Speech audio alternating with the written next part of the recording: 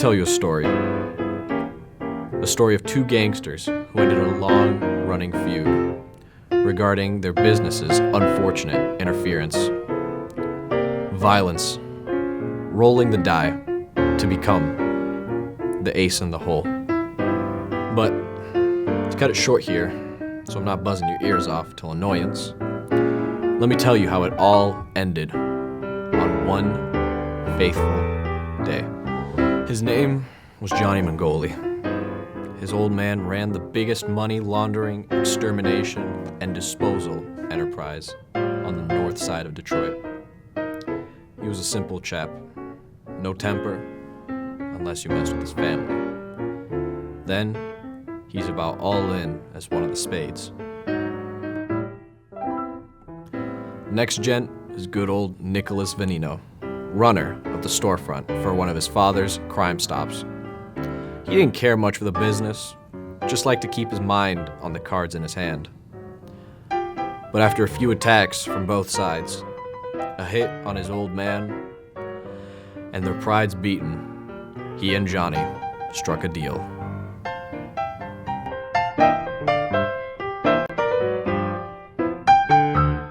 So Johnny made his way to the store, ready to settle this once and for all. He made his way to the back, and Nicholas was waiting there and stated their game. Johnny was curious, but sat down and asked what the terms were. Nicholas confirmed that it was one game, one round that decided it all. You're probably wondering what the name of the game was. What's the play that really ended what could possibly be the biggest war in the history of the underworld? Well, it was a little game called the One Piece card game. The fight commences. Two warlords of the two families fighting to retrieve their own One Piece glory, ownership, and control over the other's business. Whoever wins gains full control over the kingdom of their lives. From the left, Nicholas sporting the queen of all the fans' hearts, a straw hat navigator with no direction attitude, Blue Nami. Powers and abilities: a 5 of life and 5,000 in attack, an ability to win by depleting her own deck, and a ferocious lion to rise against.